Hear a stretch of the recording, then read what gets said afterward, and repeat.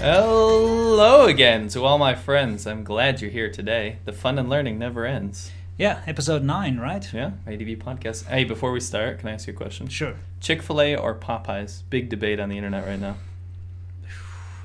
Well, the thing is, I've never really had Popeyes except in the Hong Kong airport. They shut that down. I know. Last time we were there, crap? It sucks. Come on.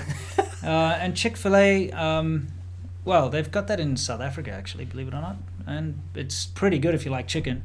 Okay, so you pick Chick-fil-A? I don't know. I pick Popeyes. Popeyes is awesome. It's delicious. I got to be honest, I've just not had a good Popeye, so I wouldn't know. DM? Chick-fil-A. Okay. Easily. I've never left a Chick-fil-A and felt like they make you feel happy. They have such good customer service. I can't explain it. Yeah. They're just like the nicest people. And I don't know if I'm sure they're told to be. That's like their whole thing, but I've always left the smile on my face. That's all I can say. Okay, good. We settled. Well, thanks for that diversion. Let's get Yep. back to the topic at hand Sure. here. And today is, once again, a fairly serious topic. And I'm actually very happy that we're talking about this because this is something that's really bugged me a lot about living in China, is this whole thing about morality. We're going to get stuck in and we're going to answer this question. Is China the most immoral country in the world? Okay. But first, we've got to go to what's new. Yes, indeed. So what's new, as you know, we talk about what's happening in China, some kind of new news, things like that. And we're going to have to ask DM to pull up a little video for us here in the background. I'm not sure if you guys are aware of this big chain called Costco. I think everyone in the world knows what Costco is. Yeah. Can we just pause that for a second before we start there? The video, I mean. And then we can explain what's actually happening in the background. So Costco, as you know, it's a big American chain. First time I ever saw it was in the US. We have some similar thing in South Africa called Macro, which I think is a kind of a copy or something. I grew up around Sam's Choice. You know the Walmart version of Sam's Costco? Club? Sam's Club, that's Yeah. right. But yeah, same thing. I mean, it's awesome. You go in there, you get like free little samples. You can buy things on bulk. You have to pay a membership fee, obviously. I end up spending way more money at Costco. I don't save anything. I mean, I think that's the whole thing. Yeah. You go in there and you're like, oh yeah, I'll just take that like 24 pack of olives. Tub of sauerkraut. It's still in my fridge. Yeah, exactly. And then it goes off. Yeah. Anyway, the thing is, China's still kind of an open market. I should say it's a closed market. So when these companies, they've been trying to edge their way into China for a long time, right? And it's difficult to get through all the red tape, and then they finally get into China. But a lot of them find out the hard way that China is a very different market to the rest of the world. Sure. I mean, things like IKEA, they've got actual staff members that have to walk around in the IKEA to wake people up. Yeah. Because they live there. You know, more or less. China, especially in the hot, humid cities, you know, people don't like to use their air cons, you know, they want to save money and things like that. So it does cost, electricity is expensive. expensive. It's super expensive. So what they'll do is they'll literally go with their family to IKEA for the day and let the children sleep on the beds, and they sleep on the beds and sit and play on their phones on the couches. So they actually have dedicated staff to walk around to wake people up. Yeah, to shoo them away. So, you know, you're not earning any money. IKEA's not earning money because these people don't buy anything. They just go in there to sleep and to have free aircon. Right. So, you know, there's this weird kind of new culture that you have to deal with, and Costco's just gotten bitten. So what's happening in this little clip behind us? So they had a grand opening, and these are the lost generation IEs, the lost generation females that typically go to the wet markets, bargain for their meat, bargain for their vegetables, and here we have this huge display of pork. Yeah, can we actually play that so people can see? And what's going on? As you guys know, pork is in limited supply right now in China because of all the swine flu stuff going on. And it's not really, let's be honest. It is, absolutely is. Yeah, but it hasn't really hit yet. People can still buy pork everywhere. It's not like, oh, there's no pork, right? No. But at the same time, anyway. Let's go back to the pork thing going on there. Yeah. So they're going ape over all this pork because it's a grand opening. There's definitely going to be a discount. There's huge discounts on that pork. Right. But for those of you watching, or listening, who are not being able to see what's going on, you have a group of middle-aged women literally tearing chunks of raw meat from each other's hands here because, you know, they want to get the pork on special. Now, you know, I did discuss this with my wife, and of course she's appalled, and she's like, well, you know, it's those dama, you know, those old ladies. It's everybody knows it's that lost generation. And, you know, we all know this, and she actually pointed out that these are the kind of people that have got all the time in the world. Yeah. They don't mind wasting an entire day to get like something worth 10 cents. You know, we've seen it before, where they'll queue in the sun for a bottle of water. They for lose like all the water out of sweat. Yeah, but because it's free. And usually destruction follows in their wake. Yeah. Because it is a free, it's all about grab. And we've explained it before, but these are the people that suffered through the starvation of the cultural devolution and the Great Leap backwards and stuff. So because back then they were starving so much and they didn't have anything, now that they can, they grab every last little morsel of anything that they can, and it's awful. It's so embarrassing if you've got sort of someone of that age in your family in China and you go to a buffet or something. They're the ones that will clear out an entire plate of like shrimp or something and bring it to the table and then waste half of it. Yeah. You know? We'll cut to the next photos. A subscriber sent these to us. He actually braved the storm in Shanghai, in Costco, just to see the shit show that he knew would ensue. Yeah. And he did end up seeing quite a bit. You can see here what happened was a lot of people started stealing stuff. Yeah. And especially containers where they could open. If you look at the next picture that's coming up here.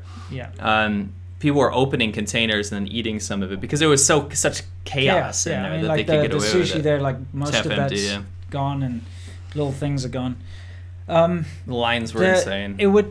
Apparently it took 3 hours to get into the door and then 2 hours to check out. So when you went to stand to pay, you had to wait 2 hours. It was absolute chaos. They had to bring the police in. Yeah. They had to shut down early, and they had to get the police in to control everyone and get them out. Yeah, they put out a public statement saying, like, don't come, basically. Don't come to Costco. Yeah. No, hang on. Before anyone gets up in arms here and says, oh, but this is probably just like uneducated rural people. No, this was in Shanghai. Shanghai is the jewel of sophistication in China. It is the most sophisticated city. Yeah, it's not even like China. It is literally, if you want posh, if you want swank, if you want sophistication, you go to Shanghai. Right. And what you saw there is Shanghai. So, you know, you could pretty much say that this is just a China thing. Devil's advocate, though, is that the people that go to work in Shanghai, the professionals, often bring their families with them. Yeah, well, so everyone does. Yeah, these will be that same lost generation from rural China, probably, but it's in a nice city. Yeah, that's very true. The thing is, if you are like native to Shanghai, usually your parents are supposed to be more sophisticated and stuff like that. Yeah. But, you know, obviously places like Shenzhen for sure.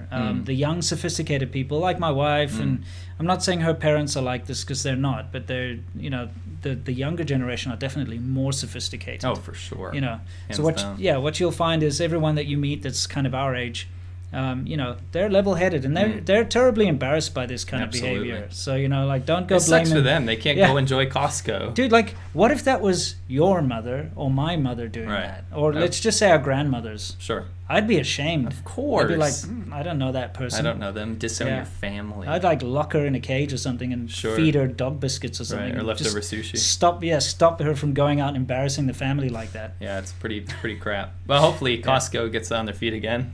My heart goes out to you, Costco. Yeah, it's going to be hard. And apparently now Costco says that they're going to limit the amount of shoppers in the store at any given time. So they're going to have to implement things like that. And that's just what happens when you deal with China, is you have to realize it doesn't work like the rest of the world. It's a different culture, and you know, things like personal space, and when it comes to kind of these unwritten rules, like don't cut in the queue, don't do that, you know, hold the door open, and that's alien to China, you know.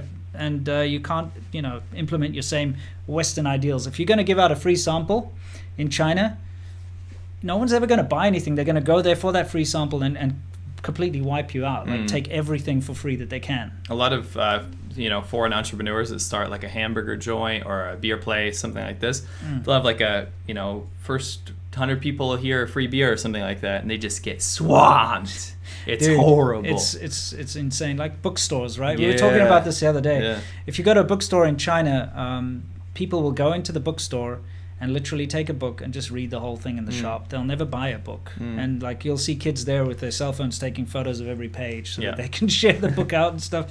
It's like, how do they make money? I've never understood this. How do the bookstores and stuff in China make money? Because no one buys this stuff. Well, if you think about it like this, I think it's a pretty easy answer, actually. Xinhua is one of the only bookstores in China, and it's state-owned. Oh, yeah. So it's completely subsidized, right?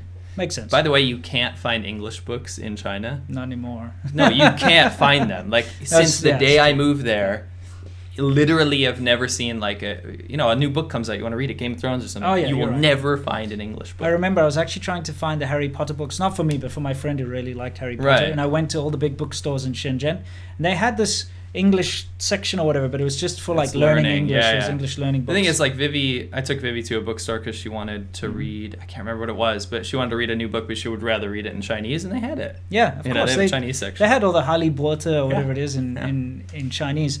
Funniest thing is that they were selling all these pirated like Friends DVDs and stuff in this like in the proper bookstore, and it's like my favorite pirated DVD story is when I went to Walmart for the first time in China, and they were selling pirated DVDs in Walmart. I know it's quite Come crazy. on. It's Anyway, pretty ridiculous, yeah. Yeah. We're really like getting off track here. Mhm. I would like us to move on. sure. Just quick little note. Maybe we should close down one of these because you got two of them. Sure. Sorry, we're just having a little technical thing. You know, guys, this is kind of tough for us to run. We're going to move on to our next section, which is the main section of the show. Yeah. But before we do this, we would like to just remind everybody that if you want a question answered, the best way to do it is to send us a little super chat. Let you in on a little secret here.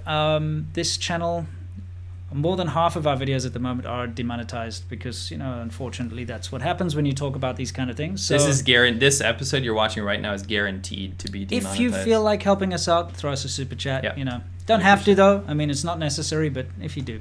Speaking of which, let's have one of those. All right. So, Holton Clint, before the show, said, "Don't bogart the joint," which we discovered was an interesting little colloquialism. Yeah. Thank you. Dion Chapman, $20, very generous. Australian dollars, in fact. He said, "You guys need to do the ADV cars. I'm buying a 1986 Camaro as a project car." Not a question, but you want to comment on that? I'll respond. That's an awesome car, IROC man, or even if it's IROC, just an RS is fine too. I love those cars, and yeah, don't worry. We've got something in the works. It's going to be a big surprise. We can't say anything just yet. So yeah, let's have another question before we move on. All right. We'll go to Nimbrixion101. He said, "Hi, Winston. As always, curious. I heard Japanese anime is really popular in China among the youth. If it is, why is it successful? I thought the Chinese are taught to be anti-Japanese." It's quite simple. It's because that was the only thing that was available. It is very popular. The youth love it. Now they've got a lot of knockoffs. But, you know, back during the 80s and 90s, the only kind of animated shows that came through were kind of coming through from Hong Kong or Taiwan that had been dubbed. And you would get things like Sailor Moon and Saint Seiya, those kind of things. So, you know, they just permeated, you know, the culture. Everybody loves them, especially Doraemon. Can you think of any others? Yeah, my wife grew up watching Sailor Moon and Conan. Oh, Those Conan, are yeah. our two favorite shows, and Even those are the only shows that were available. Anime was literally the only kids friendly thing you could watch. Shin-chan, Yeah. very popular. Yeah, that's why it's Still course, popular. It's still and yeah, very popular. it's anti-Japan, but like kids don't really care about this stuff. Yeah, they're taught to hate in school, but they're gonna consume media. Yeah, right? exactly. It's cool. It's fun. Yeah, I am actually kind of surprised that the government allowed that stuff to be shown. To be honest, It was 'cause a is from more Japan. liberal time than Yeah, now. that's true. You know. Actually, you're absolutely right. China was trying to open up, and especially during the late 80s and the 90s. So Yeah. I suppose that makes sense. Yeah. All right, so it's time for us to move on to the main part of the show, which of course is the soft power hour. So we have to start out by saying that China sees itself as being incredibly moral, morally pure. Pornography is banned. Yep. What else? Prostitution, gambling, everything. Being gay. Being gay. Well, being gay is not banned, but you can't display it on media. You're not allowed to have a tattoo. If you're a On movie media, star yeah. or if you're on TV, you have to cover your tattoos. You're not allowed to have like weird colored hair. Things like weird buildings and stuff are you're not allowed to do it. It's not. They did it for a while, but then they clamped down. Pretty much, you know, drugs are completely banned. Right. You get the death penalty if you have a certain amount of drugs on you.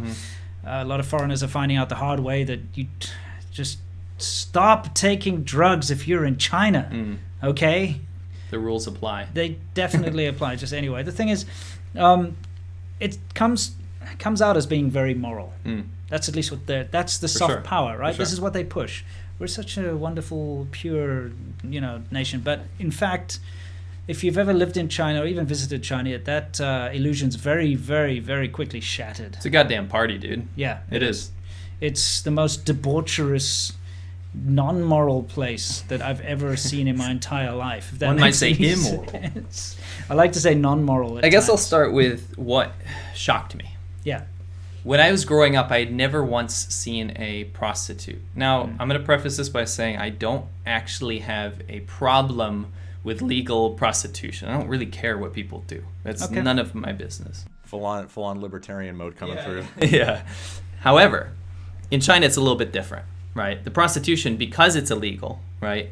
A lot of really nasty things happen. Human trafficking. You have these brothels where women are kidnapped from their village when they're very young and then put, against their will in these places. Yeah.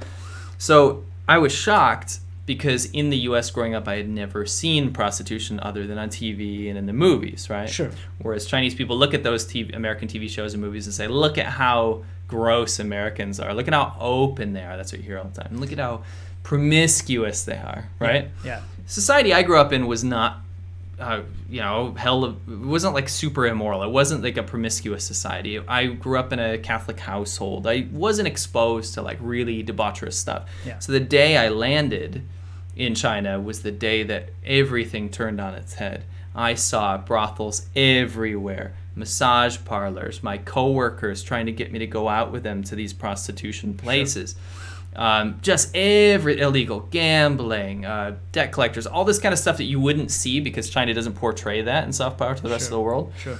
Completely topsy-turvy, right? Yeah. What about you? Well, I mean, this is a big topic to get into. And I would like to, first of all, just put out the prostitution thing first, because I firmly believe that one of the reasons China's economy actually got kickstarted is because of prostitution. This might sound weird. I've theorized this before. Opinion. But if Shenzhen is where China's economy got kickstarted. It's like where the initial flame was set. And that was when Deng Xiaoping opened up Shenzhen as a special economic zone, the first one in China. And basically, because of its proximity to Hong Kong, it was perfect. We've got this massive trading hub, where the ships are coming in with containers and stuff. They can start selling things. People can start setting up factories with dirt cheap labor. They've opened up their economy. But pretty much every single Hong Kong man, because remember, back in the day, you've got a Hong Kong dollar. It's worth like however many, millions of RMB. Not that much. But, especially in the 90s, you had a situation where your very low-end workers in Hong Kong... Taxi drivers. Yes, bus drivers, taxi drivers, construction workers, like guys who are just earning minimum wage. What they would do is they would just pop over, because it was very easy for them, because if you're a Hong Kong ID, you can just go through the sort of automatic machines. They would pop over and basically go visit brothels and all these... Trust me, everywhere in Shenzhen, you've got these, what they call Arnaitsun, which is a second wife village. That's what it means.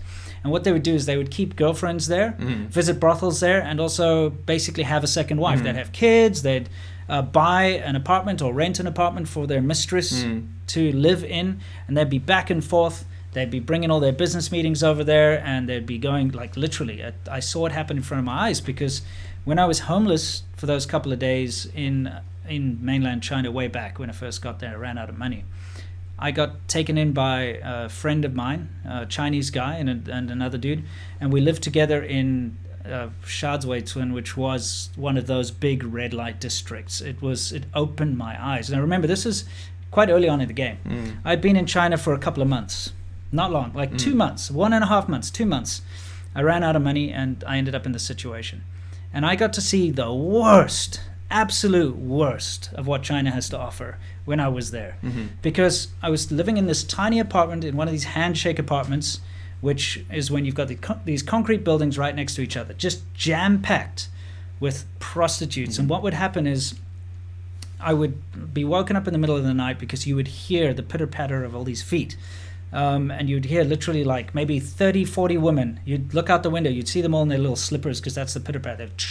Run into an apartment, they all go up there, and then like most of them come out, and like 1 or 2 of them didn't come out, and then they stay for however long, and then they come out.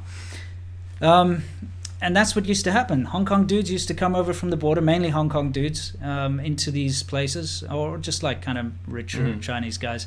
And it was just like a one big brothel, the whole village I was in. I would walk around at night drinking, and I'd just walk, and there'd be these pimps coming up to me and very vulgar, like, "Hey, this, come on in, come on in." Gotten that. You know, yeah, that kind of shit.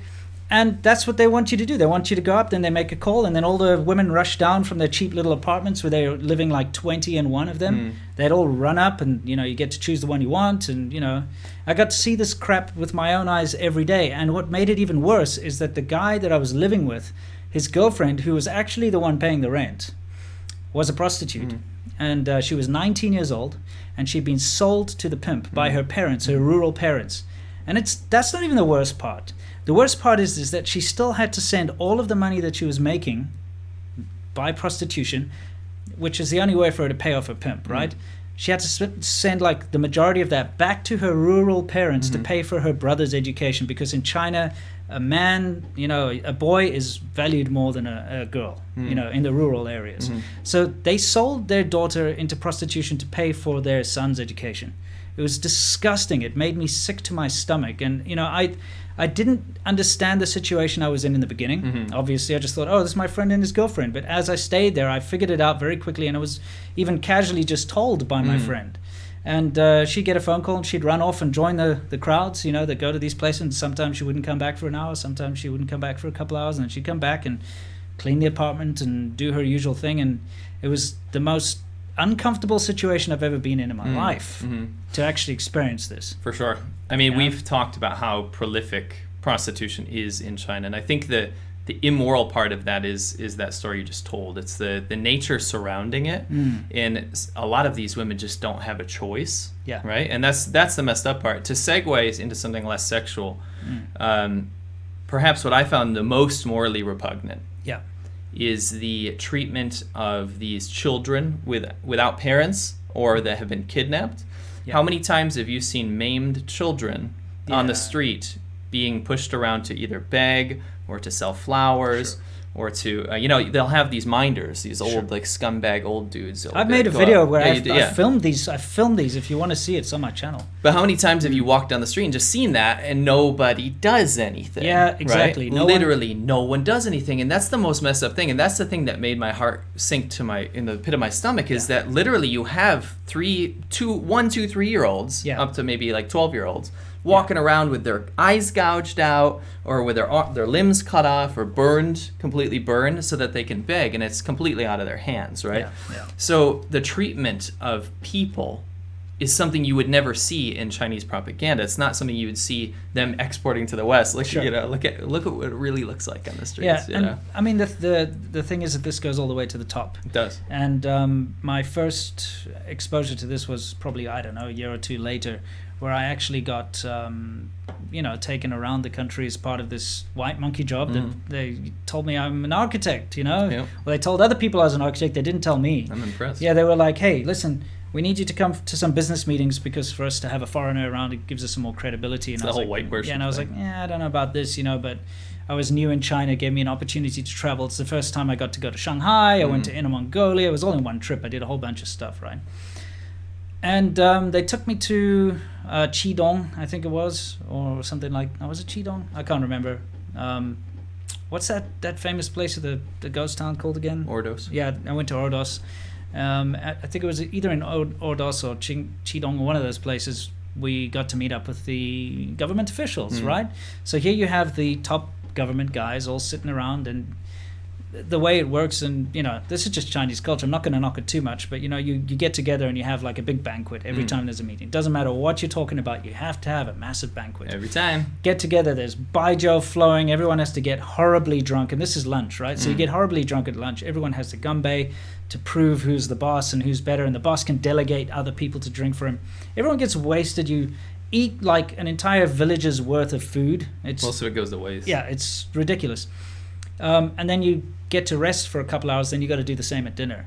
But what really shocked me is that the entire government people, all these people, and I think what happened was the construction company had organized this, is everybody went to the KTV afterwards, which is karaoke. And they just lined all these girls up, and they're like, everyone chose 1 or 2 girls, and the girls kind of sit and drink with them and stuff. But then you see the government officials, they choose the ones they want and they just walk off back home. And also the construction company guys, everybody, they offered me as well. They're like, choose your temporary girlfriend and take her home. I'm like, sorry, man, I'm in a relationship at the moment. I don't do that kind of thing. This They're just like, happened, it's fine. You could do it, I'm like, no, it's totally okay. I'm not feeling well, I just talk my way out of it. But the thing is, here you've got government officials. Every time.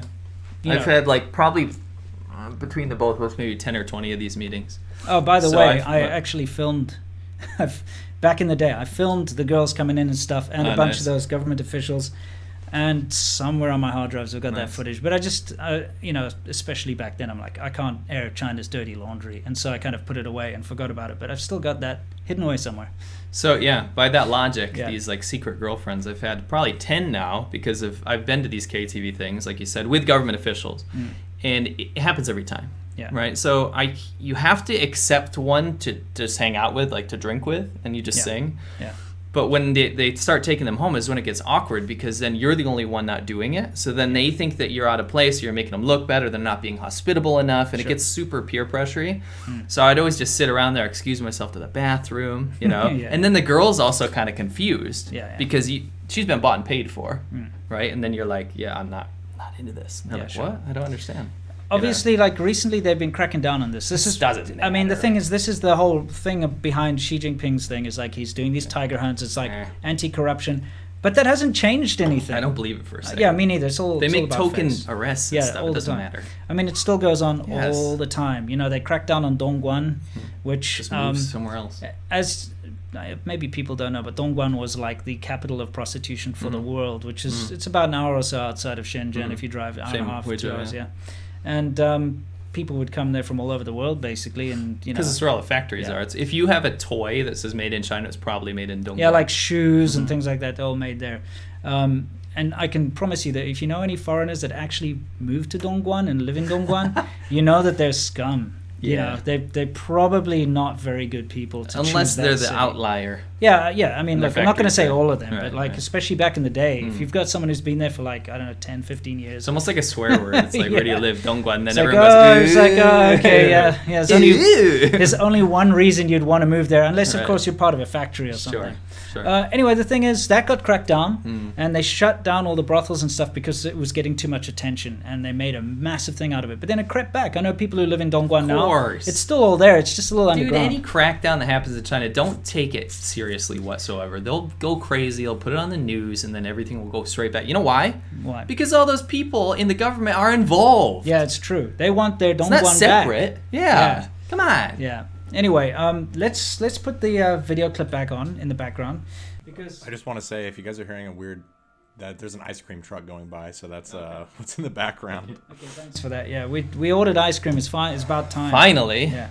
So we're going to pause this a couple of times, but what I want you guys to see in the background here is something that happened to us not that long ago. Nope. Can you explain what those are? Those are prostitute cards, and there's a phone number on there, and there are descriptions of the women that they can offer you. Most of these are ones that you call, and they will come to your hotel room or your house. Oh, there's Stefan. That's not a prostitute. He's not a prostitute. He was with us on this trip. That's why he's there. Yeah. And what happened was we went to a... what's the name of that place again? Heyuan, yeah. We went to Heyuan. There's some beautiful roads to ride around. And we went into this hotel. So we kind of had a little bet. And we guessed how many, prostitute cards we'd get. You get like 3 or 4. Yeah, shoved under the door. And I guessed, 7, and you guessed 13. How much did we end up with? 20 something? I did get 13, but all of us did. Yeah. Right? So it was this is just, look, we actually made this thing where we made it rain. Yeah, Sea Milk's being rained on by prostitute cards. My wife loves this. I mean, it's the most ridiculous thing you've ever seen, because here's this country where pornography is banned. It's the most morally pure. Yeah, prostitution obviously is banned. It's illegal. And yet you check into a hotel, you go out for dinner, and by the time you come back, you've got, 20, 30 odd there they are, just on the floor when you open the door of your hotel room. Just pause it for a second. I want people to have a little perspective as well for the root of this. Yeah. We keep saying, I think this doesn't make sense in countries with the rule of law. Yeah. When we say it's illegal, it's 100% prosecutable and illegal, and the punishment's much worse than in the U.S. If they catch you, they detain you. They parade you around on the streets wearing like a funny T-shirt that says, I bang whores. Yeah, all this kind of crap, yeah. Now, to give you a little perspective on this is also in Heyuan, by the way. Yeah. I was eating dinner, duck with my friend on a motorcycle trip, okay? Mm-hmm. A police officer showed up with a bunch of women that looked like prostitutes, but I'm not going to judge, right? Yeah. And he bought a bunch of beers, and I'm like, well, I can only have one or two because I got to ride back to the hotel. What, women? No, beers. Just kidding. Yeah. So one of the women is like balding. It was really gross. Anyway, he bought a bunch of beers, and he's like, what are you worried about? I'm a cop. Like, I'm not going to arrest you. You can ride back to your hotel. You know what I mean? Yeah. So I'm like, this is weird. So anyway, we got to drinking a little bit, and I asked him, I said, it's illegal to do this kind of stuff, you know, because he introduces prostitute friends. And then he started handing me some cards. He's like, absolutely not. It's totally fine here. You know that thing that Chinese people always say? Here is okay. Yeah, Here is no problem. Yeah, exactly. 这里没问题. Yeah, it's because, everything kind of goes down to the local level in the government. And so, as long as there's no Beijing official anywhere nearby, then they just kind of let everything slide. Wenming Day. Yes. Every city has something called Wenming Day, which is like polite day. Yeah. It's the only time you'll see cops actually doing their job. Yeah. They put on white gloves, and they're like organizing everyone, cracking down, taking motorcycles, shutting down the brothels, you know. Yeah. Exactly. Anyway, let's continue with the footage. So we went back to the hotel. This happens every time, by the way. This is not an isolated The worst is when incident. they knock on the door when you're sleeping. Or they phone you. They just call you, and they just plain out asks you, do you want us to send a woman to your room? Right. Because it's weird if you don't. You're a single man in a hotel. Yeah, okay, can pause there. This is outside of a karaoke in Longmen. Let's explain the different setups. So you got cards, and then what's this? Well, this is a karaoke. We shot this together. Yeah, exactly. I remember I had to really sneak. Yeah, there's thugs. Yeah, there's thugs and stuff. So I had to get my little handy cam out. And I was on lookout. Remember, I was riding around. So I'm shitting myself taking this footage, and the thugs are starting to come out, and I'm like, I'm getting out of here. We were staying next door. Yeah. It wasn't a very bright idea. It was stupid. Anyway, these karaoke bars, they have the women lined up, and this wasn't that long ago. That's probably about a year ago we took this footage, right? Yeah. And they basically have the women lined up, so it's advertising, and then you go in there and you choose the women that you want to. Ask them how old they are, how tall are you, that kind of stuff. And then they go and sing karaoke with you for a while, but it's actually just a brothel. You end up taking them home. Or to be honest, this setup that we're looking at right now, it's more common that these are just going to go straight to your hotel room. Yeah, that's true. If they're lined up at the door, right? Usually in the karaoke situation, you'll go in your room and then you'll be presented. Yeah, that's true. But the little flower boy will come in. A lot of these places are just to straight up, just attract you into the karaoke and see you can choose out of these women to go in. Anyway, let's continue on. This is on the street, by the way. It's not hidden. This is next to the government building. This was on the main street. Yeah. The tax bureau is right next to it. Now, here's in Beijing. I shot this when I was doing Stay Awesome China. I was up in Beijing.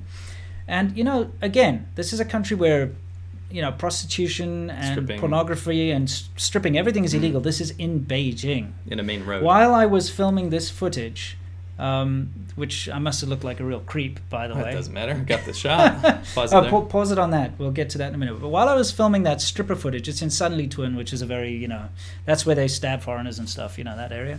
While I was filming it, a dude walked up to me and he's like, in very good English, he's like, hey man, you want girls? What kind of girls do you want? Send them to your hotel room. I'm like, nah, dude, I'm fine. I'm married and stuff. He's like, doesn't matter, man. You're in Beijing. I'm a pussy manager. That's what I do. It's like really vulgar, disgusting stuff. But this is China, the real China. This is what you see when you're there. One time I said I'm gay, just to get, because they're persistent, especially when you're sitting down. Yeah, and it's they annoying. keep coming back, and they're like, that's no problem. I was like, God damn. Yeah, exactly. You don't want that. I don't know either. This I filmed in Shenzhen on a lamppost. The CDs everywhere. Yeah. This is also very recent. This this is not like footage that I took 10 years ago when this stuff was everywhere. This is something that I took last year, December. It's a big resurgence now. Yeah. There was a lull. Yeah. It's definitely coming back. Big time. I'd like us to take a look at what this sticker on this lamppost. By the way, can you see in the background a little girl walking past there with a grandfather hand in hand? A lot of these are nude breasts. Yeah, this is in an urban village out there in the market where everybody can see it. Okay, and it says there like a 美女上门服务, which means pretty girl, come to your door. service. Okay, so let's just take a look at some of the things. It's got 快餐, That means fast food. So you got a fast food option, 4 hours. Right. And then you got 包饭, which means like the full service. Yes, basically. exactly. It means you're going to be full. 10 hours. Yeah. 10 hours. Okay. Now, if you take a look at the little categories they've got up there, I mean, we've got 学生, which is like, ages 17 to 22. I've seen ones as low as 14, by the way. Yeah. And they're being advertised. You've got office lady for like 22 to 28 years old. And, they're basically categorizing, and then underneath you can see all the different things they do. They do the Binghuo, which is the hot and cold service that they do with ice water and hot water. You can look that up on the internet if you're curious about what that is. I didn't know about that before I got to China. They've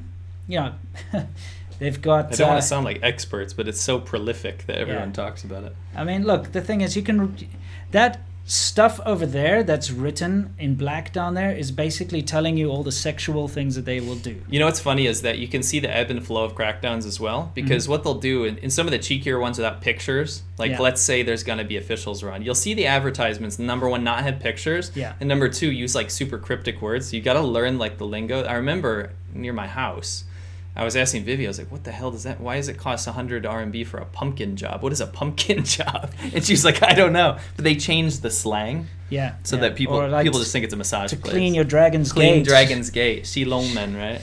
You guys can guess what that means. Yeah. Just look up this crap. You'll figure it out. But some of crackdowns cost extra. Nice. But here it is. In public. Okay. This is the thing. You've got grandparents and little kids walking past, and they're right in your face. They're advertising prostitution with underage girls. Yeah. Well, I mean, not for China. I think the age of consent is 14 or something. You know what the age of consent for prostitution is? Nothing, because it's illegal. That's also true. Come on. No, you're 100% correct there. That's the thing. It's illegal. It's literally like if I put something on a lamppost in America that says, join ISIS and buy drugs here. Call this number. Get your one-stop shop. Yeah, exactly. Get your terrorism bomb needs. It's what it is. The FBI would be looking for you. Yeah, they certainly would. I was gonna say, I just wanted to chime in. This is kind of tying back to, I think, a couple topics we've talked about on two separate occasions. One, the Marco Polo effect phenomenon, and also just the immorality in general. Like, I think it's really interesting because people in America, like, obviously we have in America and Europe, it's liberal democracy, and you have all of this openness, but at the same time, in America especially, things can be kind of puritanical.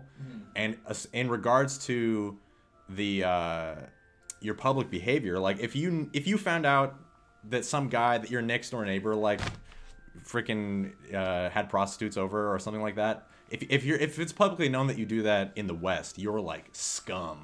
You're like the lowest person. And it's interesting because it really, I can see how people like those, how you were saying, I think in the last, it was either previous episode or one before, about like people getting stuck there. The loser back home might actually be someone who just they see they can get away with so much more in China, and they don't want to go back because they go there and they're like, "What? I'm on another planet. I can live like a Roman emperor." You know. And yeah, I've never been to China myself, but I've been to several countries but nothing like this. I can't imagine. Yeah, it's just this the whole culturally acceptable thing. Like it, as shocking as it was for Winston and I to see this stuff in the beginning, it very quickly becomes normal. It's not something we'd ever do, but it becomes normal for us to just see it. Right? The fact of the matter is, as well, in the West, there's a lot of peer pressure to not do this kind of thing. Sure. Like Dian was saying, people will call you a scumbag if you've got prostitutes over every day at your house. Right. But when you're in China, it's so normal for just your average Joe to be, ZHOU Joe, to be doing stuff like this, and your work colleagues and everyone else that you know does this. So you're weird. Yeah, so it becomes socially acceptable. Right. And so people just kind of ignore it. Let's get back to the video clip so we can show what else is coming up next. So I shot this, like I said, not too long ago, less than a year ago, this particular little sign. But I want you to know that this is not an isolated incident. Let's pause on that. This, again, I picked up in like a very well-to-do sort of area of Shenzhen. Remember, Shenzhen is a first-tier city. the place where you saw all those like prostitute cards in our in our room and stuff, that is like a 3rd, 4th tier city, and you expect that every time you go to. Yeah, dude. I've done these motorcycle trips through China, and I was with another friend of mine, Tom, and we rode into this. I can't even remember the name of this, Meizhou or something, or wherever the hell that was. I don't even know. We drive into this city, right? This is just an example because this happens everywhere. And we drinking because that's what you do, because that's one lovely thing about China that I like a lot, is the freedom to be able to drink wherever you want. Sound like a real upstanding man. Absolutely. So now the thing is, what we would do is, because we don't drink and drive, that's something that... No. Even though you can get away with it in China, I don't suggest anyone ever does. No. Because the traffic there especially is crazy, and you can just wipe people out and yourself. So anyway, what we do is park the bikes at the hotel, get one of those rickshaws, go down to like the river or wherever that's interesting, and just buy a bunch of drinks and beers and baijiu and whatever, and just drink and walk around and explore. That's something that I've always loved about China, and that's why you'll see...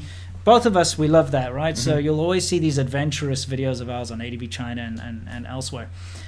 Anyway, so, you start to get talking to the locals. When you can speak Chinese, it opens up a whole different world to you. Yeah. So it's always like, whenever you get into a town, what do? You're getting drunk and you start asking people, so what is there to do in this town? And every single time they're like, you can go get prostitutes over there, or you can go to that KTV there.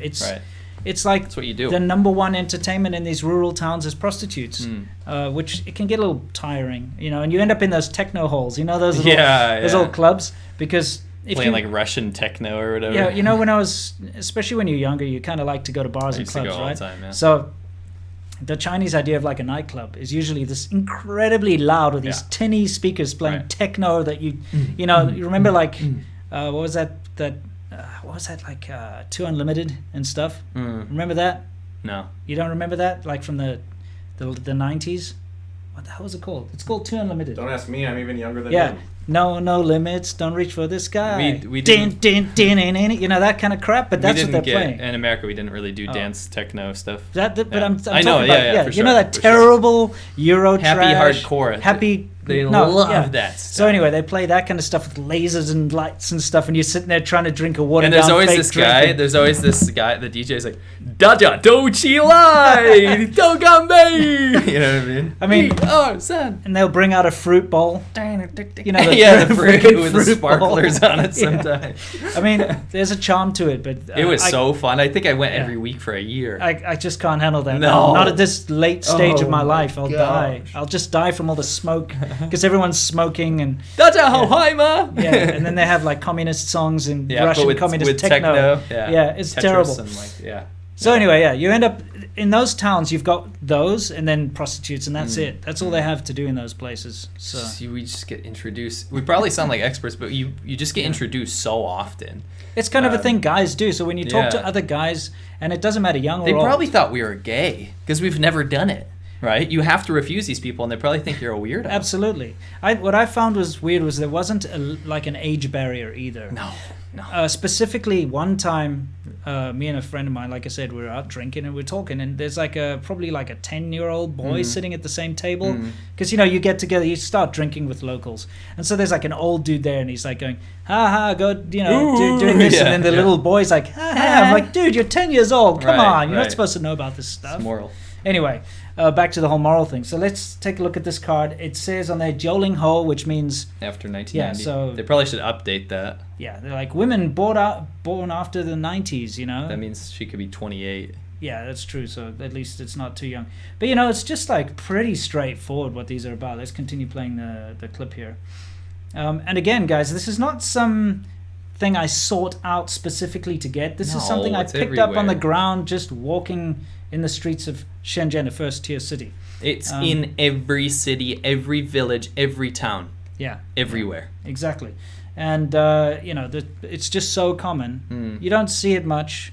And I know a lot of people are going to start accusing me and saying, like, oh, that's not everywhere in China, but it is. No, it's everywhere. I will say this to devil's advocate. Not everyone does it. No, there are professionals that think this is despicable. Of course. But it's there. It's so prevalent. Yeah. Right? You will be offered. And look, this is honestly why a lot of guys from the West have trouble with relationships with Chinese girls. Me included. Not because of prostitutes. It's because prostitution and mistresses are so prevalent in Chinese society that they have massive trust issues. I've said this before. I think that women expect it so much, but it doesn't mean they accept it. Yes, right? they expect it, but they don't expect accept it. Yeah, and so they get paranoid, right? Yeah. They think you're just like everyone else, like maybe even their dads or their uncles, Yeah, right? yeah. That you're going to go around and you're going to go to KTVs and prostitutes, and it's going to be part of your life, but they're going to have that weight. Man, You know? because the thing is, that the one thing that I've always refused my entire life is to ever cheat on anyone. Of course. That's something that I wouldn't be able to live with myself. So Right. maybe it's a bit selfish, but at the end of the day, I wouldn't be able to sleep at night if I cheated on my Of wife or course. my girlfriend. I mean, I think that's an innate thing that we should keep. I don't know, you man. I know a lot of people who've got no qualms doing it. Sure, But yeah. The thing is, I wouldn't say it's normal. But for me, it was like the biggest insult when I was dating Chinese girls that they wouldn't trust me. So I'd go out for a couple of drinks with my friends, and my phone would not stop with the text messages. No, Where are you? What are you doing? So late. Yeah, Who are you with? yeah, exactly.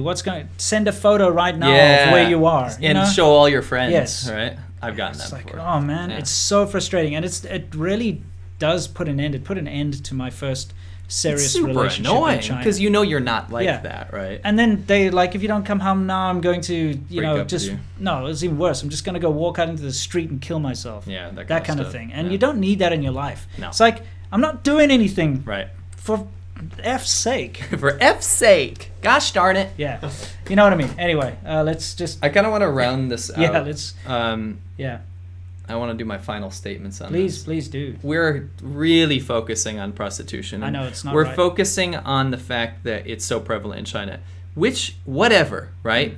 Doesn't matter where your spectrum is on. It doesn't matter your opinion on that, Yeah. right? What matters is that the way that it's portrayed to the rest of the world is that China is better than Western civilization, Western society, because we are moral and we don't have all of these Hollywood, disgusting, debaucherous practices in our life. Yes. And number two, my final statement is that the biggest victims of all of this are, I don't know, with a percentage, let's say 20, 30, 40% of these women that did not choose this life and were taken away from their families at a very young age, just like your friend, Yeah.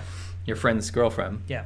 And had no say Not a in very this good matter. friend to have right. a girlfriend like but that. that's where a lot of this kidnapping comes from. And it's a lot of these little girls from the villages that won't be missed. They won't be Dude, missed. I did that whole video about kidnapping, Yeah. and it makes me mad. It's makes the me worst mad. feature of Chinese culture. And I shouldn't say culture. I'm gonna put this out here quickly. This is one of the things I hate about China. If anyone wants to ask me, do you hate China? No. I don't hate China, but one of the things I do hate about China is that people defend this kind of shit, and the way they defend it is they try to pretend like it's not there. Right. Or that it's a And- small problem. Yeah, when you Challenge. pretend something isn't there, it hurts people. Right. It's like if I see a poisonous ass snake in your garden, right? Right. And your kid's playing around in Right. the garden, and I don't tell you about it. Or if someone says, "Oh, he has a snake in his garden," like, "Nah, there are more poisonous snakes in Europe," something like that. What does that help? Your kids are running around in the freaking garden; they're going to get Right. bit, right? They're Right. going to die. Right. So all these people that are always trying to say, "It's not a big deal; it doesn't exist." You know what? You Westerners are worse. Right. You end up hurting the people that are involved in all of this because it doesn't seem like a serious problem. It's then. the apathy that I You know? hate. It's Yeah. the apathy. It's like, oh, it's just normal. Yeah. Kidnapping. Oh yeah. Well, so what? It's worse in America. Like when I first saw my first burn victim kid Yeah. on the street begging, I literally wanted to cry Yeah. Mm-hmm. because it's horrifying to see a child like that. And then you ask whoever you're with, your girlfriend, your Chinese friend, and they're like, don't look at him. Just don't look at him. Here's a little test. If you ever want to know if a Chinese person loves China, criticize something in China, and if they start whataboutism and saying, "Oh yeah, well, gun violence and school shootings in America," then you know they don't love China, and they're actually fucking ashamed of China Yeah. so much that they cannot talk Right. about the real issues. Right. That they have to divert attention Right. to America or some other thing. They'll be like, "Oh yeah, well, this happened there," and that's because they're ashamed of their own country and the shortcomings. And that's where you can retort and say, you got to understand China. Yes. They don't. Yes. They don't. Those people. So, I mean, the thing is, when you meet a Chinese person who will actually say to you, yes, these are problems in China, but That's you a good know, person. they're getting better and we're fixing them, we want to make it better. That's someone who actually loves China. The people that actually go out there and start those websites for lost children and Yes. try to help people, because there's millions of people that do that, Yeah. right? But Bao bao hui zhe. unfortunately, it's the frickin' minority. Yeah. You know? Yeah. Because you don't care about strangers there. Exactly. Yeah. Sorry, I had to get that out there. We did talk about mainly prostitution here, strangely, but remember, we have to touch on drugs as well. Sure. Drug taking, as you know, is China's Achilles heel. If you want to basically take over China, drop a bunch of opium in there. We've seen it happen before. China blames all of its problems on the opium wars. Rightly so. It decimated the country. Sure. This addiction was terrible. One might say it's the same with fentanyl. Oh, no, it is. It's them getting their revenge. Yeah. 100%. They're not going to stop supplying fentanyl to the West. They just seized like 200 tons or something in Mexico from China. Yeah, no, China's loving it. They're laughing their asses off. If you take the fentanyl and you actually do the lethal dosages, the amount that they just seized could kill 10 billion people. So the whole world. Holy crap, that's a lot. Yeah. No, the thing is, though, drug use is very common in China. It is. I don't know why people don't understand this. They push it as if it's a foreign disease, as if it's only foreigners are drug people. And, that's when they catch these English teachers smoking weed or whatever, and they make examples out of them, and they detain them, and they deport them. Right. All that kind of stuff. They like, look at these terrible foreigners trying to corrupt our moral society. Right. Meanwhile, walk around in a small village, everyone's on meth and ketamine. That's the thing is Chinese people don't smoke weed. No. But there's so much meth, heroin, and ketamine. Yeah. You go to Yunnan, it's heroin. There's whole villages that are addicted to heroin. Yeah. You go to these granny production places where these grandmothers are making meth in Guangdong, near where we lived. Yeah. Tons and tons of these clandestine places. Yeah, remember that whole village that got shut down? Yeah. The whole village was only making meth. And all the family members, the kids, the and they grandmothers. paid off all the local government and stuff. So it got so big they had to send in SWAT teams. Yeah, we've been offered drugs so many times, either at KTVs, just on the street when we're eating dinner. It's not as big of a problem, percentage-wise, as someplace like America, but it exists. Yeah, but the fact that every single karaoke bar that you go into has to play like a 10-minute Huge advert anti-drug thing about like don't take drugs before you even start. If you're riding a motorcycle or driving in any village, you'll see these huge billboards, and they'll have opium poppies and crystal meth and needles, with, like, and it'll be like skulls guns and skulls and like SWAT team killing people and stuff. Drugs are actually a huge problem in huge. China, which is overlooked by everybody. It's very regional. And also, it's overlooked by a lot of the foreigners that live there because they don't go into these rural areas. No. It's prevalent in the rural areas where you kind of have a situation, especially like the village where we used to rent our bike shop. The people don't have to work. No. They literally they own this piece of land, so now they're getting paid. They own their house. Yeah. So now they're in the easy seats, the pound seats, because the government's paying them for the land, right? Yeah, and they're give them monthly stipends. Yeah, and they're giving them a place to live and everything. So these guys sit around. They're bored as hell. Nothing to do. They do drugs. They literally wake up. You see them drinking baijiu at like 9 in the morning, which for those of you who don't know what baijiu is, it's like 58%, 112 proof. Yeah. Whatever it is, it's all over the alcohol. board. Yeah, and they just drink in this crap, playing mahjong, and then they take drugs because they're bloody bored. And they get tired from all the baijiu. Yeah, exactly. So it's bigger than you think. So that's why the whole idea behind Soft Power Hour is to shed a little bit of light on what China's really it's like. It's not the pristine society, and that's why you can never, ever, ever believe the state figures that they give to the world statistic things about crime. Yeah. It's much more than you think it is. Absolutely, especially when you see it with your own eyes. Yeah. So yes, it's not about shitting on China or Chinese people. This is shitting on the falseness. Yeah. Own up to it. Own up to it so you can fix the problems, right? No one's going to say America doesn't have a drug problem. Of course. Come on. You have to face it. Homeless zombies all over California, man. Pieces of crap. Can't stand them, really. Yeah. Anyway, just saying. So that's Soft Power Hour. I think we can wrap it up. Let's get some questions, some super chat questions. All right, I've been getting too heated in the chat, so forgive me. People are complaining your mic gain's too low. Can you turn it up in the back? Just speak closer to it rather than next to it. All right, then I'm out of shot. I'm out of frame, so you guys will just get to see my eyes. But let's see. Edward Berry. Can people in Hong Kong flee to another country like Taiwan? If so, do you think many of them are prevented due to facial recognition technology? No. He said people in Hong Kong? No, people in Hong Kong are free to go wherever they want. Yeah, for sure. Number 2, Taiwan just opened up like refugee status for Hong Kongers, so a lot of them are going there. You know, there's a reason they call Vancouver Hongcouver. It's because pretty much after 1997, or just before 1997, I should say, because a lot of the rich Hong Kong people were afraid that the communist China was just going to railroad them and just, steamroll Hong Kong over. Everyone laughed, and then look at what's happening now. Well, basically, the rich people got out. Yeah. And even though a lot of them went back, they still put their footprint down. They moved their assets over to Vancouver. They bought property. They basically brought their families over there, got their citizenship, all that kind of stuff. So yeah, that's what they do. They escape if they can, basically. Yeah, true. Thank you. You want to bust through? We have like a lot of we got what we asked for. We asked people to super chat and we're getting them. So you want to do some more? Yes. North Korea seems to be a far more immoral country than is China, and what's disturbing is China's friendliness towards them. That's from Jordan T. Russo. Do you guys want to comment on that? Sure. I think they share so many parallels, and I think they're allies. Yeah, for Come sure. on. I think that They're friends. the potential for immorality in North Korea has got to be rife. With that one party state in the countryside, what else are you gonna do? Yeah. You know, No, meth use is huge in North Korea. North Korea is worse than China for sure. I mean, Yeah, we obviously. met North Koreans and Yeah. we see how bad it is. Well, yeah, I mean, We've it's got stories hell that on we earth. can't, we haven't been able to share yet, and that's just because we didn't want to put people's lives in danger. Yeah, because our friend is in jail. Yeah, exactly. Political jail because of that. I mean, do you think is that more in terms of what the government does as opposed? Because I feel like with China, what you were describing, it's more about what the government doesn't do. Like they just let all prostitution and all that stuff happen. Is that the same thing in North Korea? I think that people think that one party states look very scary and authoritarian on surface, but there's so many cracks in the system that stuff just slips through. You've got to understand Corruption. that China's a lot bigger and it's a lot harder to govern than a small little hermit state like North Korea. Yeah, but the governance of North Korea is very bad. Yeah, of course it is. Yeah. Anyway, we'll figure that out when we go to North Korea, when we get, like, I don't know, No. kidnapped. Big Text said, "How high is up? Up is just a social construct, dude. You need to recognize that." Anon 555, $10, thank you. Said, "Throwing a little tip in the can. The Shanghai Costco reminds me of Gaithersburg MD Costco, a large Chinese population shop there." You want to comment, or shall I?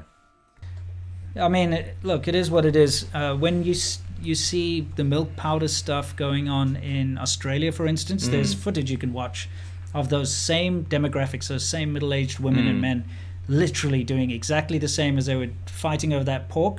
They are fighting over the milk powder. So it's just that demographic. They export it all over. It's a lost generation. It doesn't matter where they are. It's very difficult for them to break their habits. And so honestly, if you are Chinese and you've brought your grandparents or parents over with you to whatever country you're in, please teach them some manners, or at the very least chain them up to the burglar bars and like pour cold water on them every time they try to do something like that. Sorry. Jokes. Jokes. Obviously. Guanxi, or more questions? We'll do a couple more. We'll do 2 more questions. Cool. Jacob 1986 gave us, I don't know what CA is, California dollars. Canadian. Said, "Is Christianity censored in China? Fan since 2013. Not really. It's legal, but they are shutting down massive amounts of churches. The thing is, the state, how could you say, condoned version of Christianity is fine. So they have their own Bible. It's been redacted, and they've taken out things about reincarnation and stuff, and they've made it very much along with the party line. They're making anyone that works in the government and students swear off religion now. In a lot of schools, they have to say, "I will never believe in God. I believe in the party." That kind of stuff. It's reverting. So I'm going to say, tentatively, it's still legal. It probably will get banned. Yeah, that's true. All right, next one. Chad Hurst said, I can virtually hear my Chinese ex-fiance, super loyal to the party, saying, "So what? You guys do the same in America." How to respond? Did he Just say say- ex-fiance? Yeah. Well, you don't need to respond, do you? No, you don't. But You're know done. what you do, what you say in that situation, because this happens a lot with me. It's like, I'm talking about China, not America. And that's quite simple. It's kind of funny how they're always using America as an example on my videos, because I'm not American. No. But they think I am, or Right. they think that America just represents everyone. They're giving America too much credit. Yeah. So when they say that, "Oh yeah, what about your shithole country? What about your this or that?" Or they do say South Africa occasionally. It doesn't matter, man. I'm not talking about that. It's like if I drink, I don't know, a glass of milk and the milk's off, and I'm like, "Man, this milk's off," and they say, "Oh yeah, well the milk in, I don't know, what's a popular chain of Walmart. Yeah, the milk in Walmart's off." I'm like, that's not what I'm talking about. This milk that is drank's off. and it's going to make me and everyone else in the room sick. So shut up about Walmart and look at what's in front of you. I mean, honestly, the real advice is just to avoid that kind of conversation. If you're dealing with people that are going to pull the most low-hanging fruit arguments like that, you're never going to win. You're never going to get through to them. I must say that this, in the past I might have said, well, if someone's going to be like that, just don't even date them. But that's not fair. No. And especially since I have there are similar sensitivities in my marriage and every relationship I've had. You have to still understand that there are certain... Sorry. No, seriously. You got to understand. Yeah, you got to understand. You got to understand, China. Honestly, there are certain things which people, when they're brought up with, it's ingrained in you, and it's not easy to get rid of. It's just possible. not. It's just... Of course. So, you can't expect someone to just see things from your point of view. You have to have a little bit of leeway.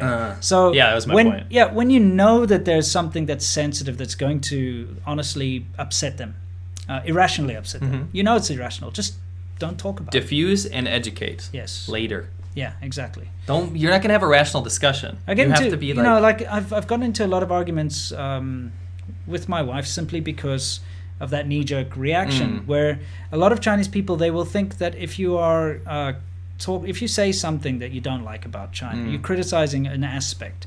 They think that you're criticizing China and Chinese people, including them, because that's kind of I was going to say that means them. It means like you're actually physically saying. If I say something bad about South Africa, it's I'm literally talking about South Africa. That's how they think. Exactly. If you say something bad about South Africa, I'll agree with you. Right, but that's not how it works. No, right? But yes, it would be as like you say, I don't know, South African sports teams suck. And I say like, what, you think I suck? That's kind of the thing. It is. So when you start, it's very easy to pick up on that. When you see that reaction, rather than getting into a heated argument, let it settle. Yeah, when you see it go sour, calm down. And then let them think about it a bit. Try not to bring it up, and hopefully in the future you can talk about it rationally. But you got to let people calm down. It's that knee-jerk defensive reaction. And the more amped up you get about it, the more amped up they're going to get about it. Exactly. So be the bigger man. Like, calm down. You know what it's like. Yeah. Everybody has a bit of that defensiveness in them. And it doesn't help getting into a heated debate. When someone's on the defense, it's just going to make them stick to their guns more. So, cool. Yeah. We are running out of time, so let's rip through Guanxi Corner. Yes, Guanxi Corner. Let's hit it. We're way over time. Oh, well. I enjoy spending time with our subscribers. I do as well. I want people to have a nice, succinct episode to watch back. A little bit extra. Think about it. All right. I got it. What's new? Costco opening in Shanghai. So, hi guys. This is less of a question and more of a warning. My wife and I are ESL teachers in Beijing, and we were approached by our boss to go on a paid holiday to Hainan Island. We were told all expenses were paid for, and we simply had to post about our trip on social media. Upon arrival, we were escorted for a photo shoot, which took 4 hours, in front of the hotel we were staying at. We were taken to dinner with the tourism board, where more photo sessions ensued. At 8 o'clock, we were finally able to relax around the hotel, but our guide called us at 8:30 and told us we had to go to a nightclub where we'd have drinks with important people. Turns out, it was a huge White Monkey Club promotion, and we were up till 1 a.m. I don't want to bore you with the details, but this went on for 5 days, and when we tried to escape from certain events, our guide got impatient and said we could lose our jobs in Beijing. We met other foreigners, like an Instagrammer from Thailand, an Australian YouTuber, and many others. No one had a good time. Beware of these all-expense paid trips from the Chinese Tourism Board. They are not worth it. And then there's another question at the bottom. Was I supposed to read that? Okay. Also, I was going to say, C-Milk recently ranked all of the provinces. Wasn't Hainan, like, at the bottom? Yeah, Hainan was the E tier, I believe. I think E was the lowest. It's not that bad. You got Hainan. No, this happens. Hainan sucks. What are you talking about? I mean, yeah, but it's got... It's an overpriced hot hellhole. Yeah, it's got beaches. Ooh.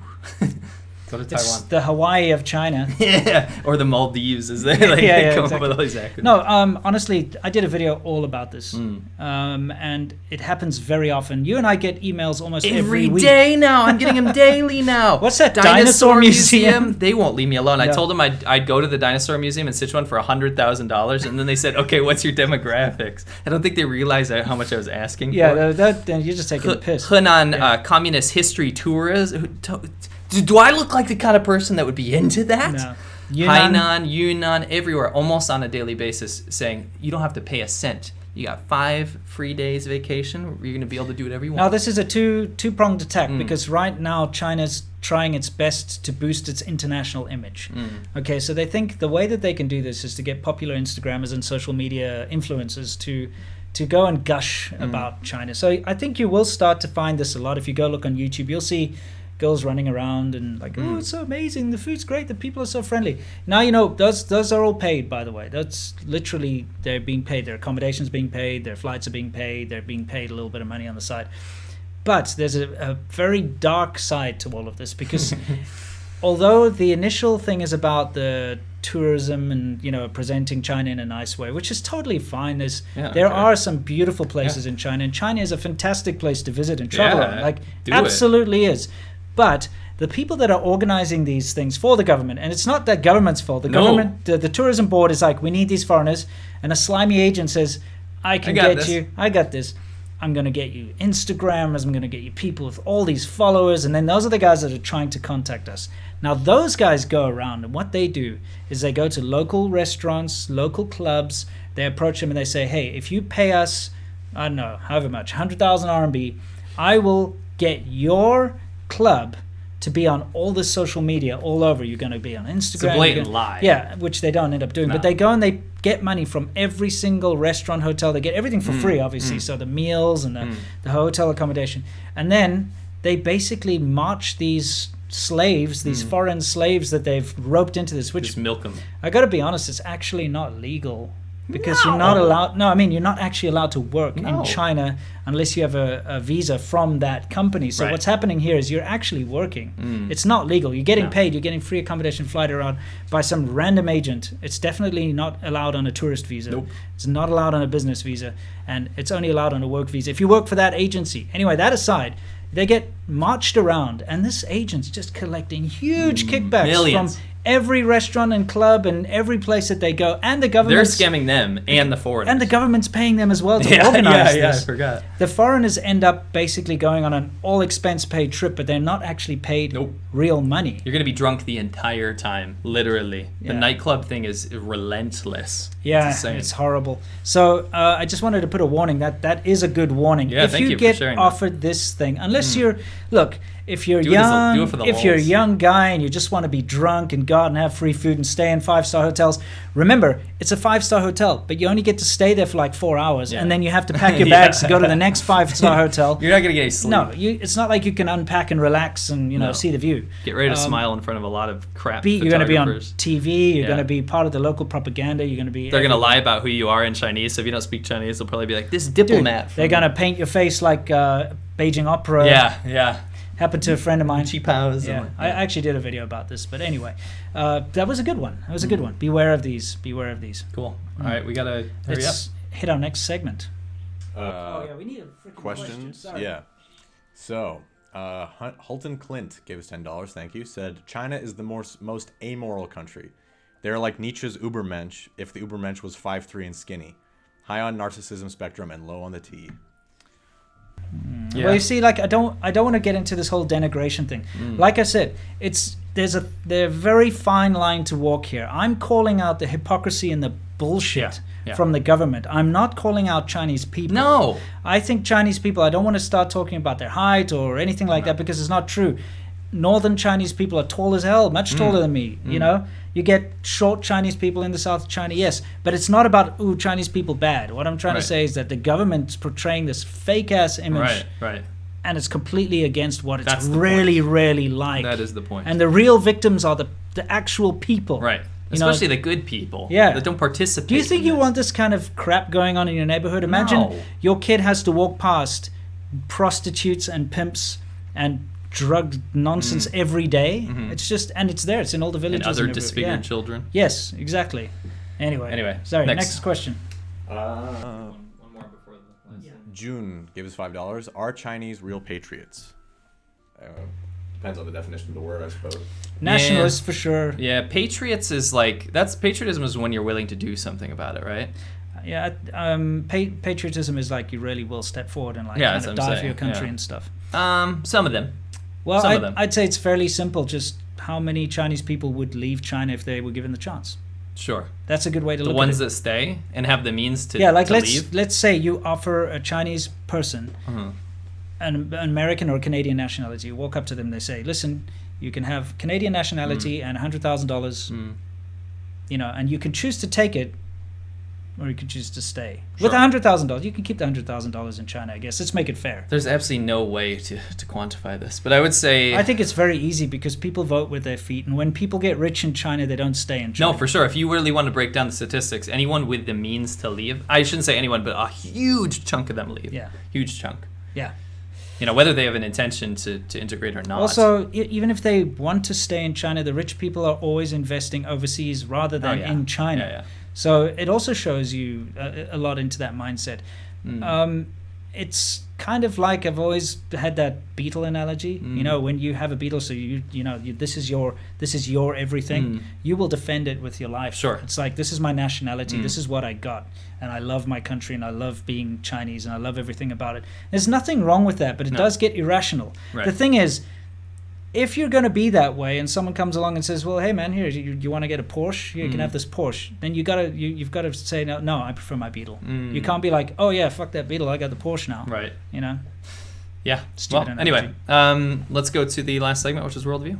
Yeah, worldview, where we talk about news around the world. This actually did happen. Yes, Well, one of them happened. it's kind of funny. This first one is hilarious, and Okay. Chinese people are they've started this meme. It's funny in China as well. So let's go back to the video playback and let's see what's coming up next. So for all our listeners, you're currently looking at a black screen. Okay, Okay, yeah, let's pause it. look right at there. these 4 sexy ladies. Damn, looking good. I Something's mean, off here. I don't know about this, man. Okay, so the People's Daily China, they tweeted this out, which they have since removed. Well, this is a Facebook post because, well, it's a copy No, of they the did tweet. remove Yeah. the tweet. Yeah. It says, Someone overstepped their job description in People's Daily. yeah, they said, a picture of 4 athletes who won the women's 4x400 relay at the annual Chinese Athletics Championship has become a trending topic on Chinese social media. The gender of 2 athletes in Hunan team, Liao and Tong, in the middle of the first pic, was called into question. Lots of netizens say, judging from how they look or how they speak, it's hard to tell if Liao and Tong are women. The Chinese Athletic Association later announced that both athletes are women. What's your take on this? I mean, it's quite simple, right? This is not the first instance of this. This is for the lulz. This is very funny. I'm Obviously, sorry, they but tried to get away with I it. don't know if any of those are women. Maybe the one on the far Definitely, right. no, the 2 on the Oh. outside are definitely women. Yes, that's right. The 2 in the middle are. There's no way that's Those a are woman. dudes. Those are bros. Yeah. Tong Liao. Yeah. Anyway, this is not the first time. I mean, you saw the 2008 Olympics. You had the Tong Liao. Tong Jimenhao. Yep. Tong Liao. comrades right there. Yeah. You had the 2008 Olympics where they had gymnasts who perform better if they're underage. Yes. But they have to be in a certain age, and China just lied about their age. Just lied about their age. Yeah, I the remember. doping people. Yeah. You have situations where like they had the girl singing the national anthem, but she wasn't pretty enough, so she was actually lip syncing and had Yeah, an ugly yeah. girl do it. Yeah. This happens often, but I think the internet community in China just got a real big kick out of it because there was no effort here. At least mean- put on a wig. Yeah, this is also another good insight is that the Chinese netizens are the ones that are bringing this up and Yeah. really like saying like, what the hell, man? Well, I think You know? that's why People's Daily commented on it because Yeah. they thought it was funny, right? Yeah. But they took it down because some boss is like, "This is making us lose face." Yeah, exactly. No, seriously, those 2 in the middle, Those are they bros. are totally not women. No. Maybe they identify as women though. Well, I mean, you have pictures of them in different things. Look, Oh, right. come on. Yeah. That's not. They're just dudes. Well, whatever. I think it's kind of funny. Who knows what that's all about? Let's Yeah. let's continue on with this. So there's another thing which there should be some audio coming up in this next clip, and I want to This listen. one's pretty rich. Just you got to listen to what this what's being said here.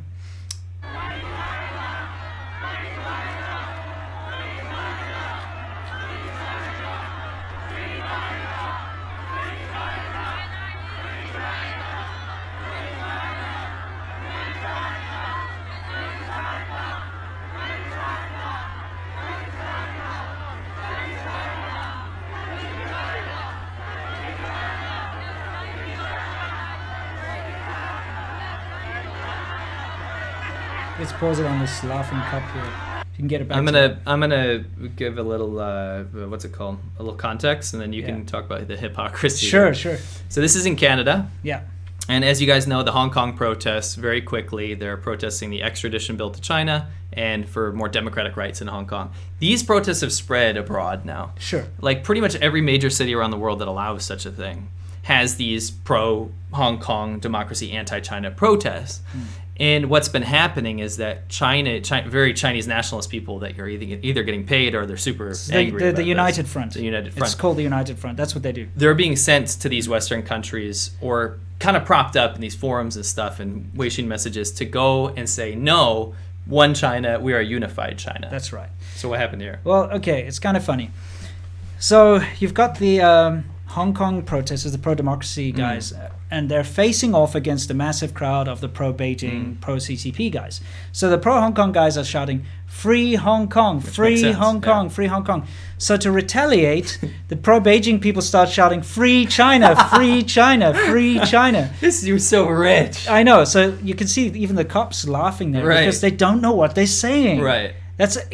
That's the most hilarious thing in the world because someone in that pro-Beijing crowd actually, because there were so many press statements about it, and they admitted they were mistaken. They're caught up in the heat of the moment, exactly. so they acknowledge that. This is the IP theft that I like to see. Yeah. This is like we couldn't come up with our own slogan, so we just copied what they were Free saying. China.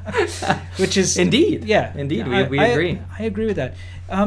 There is one big pity about these sort of pro-Beijing demonstrations, and that is that it's not always representative, in fact very seldom representative of the feelings of the actual Chinese people that live in these countries overseas.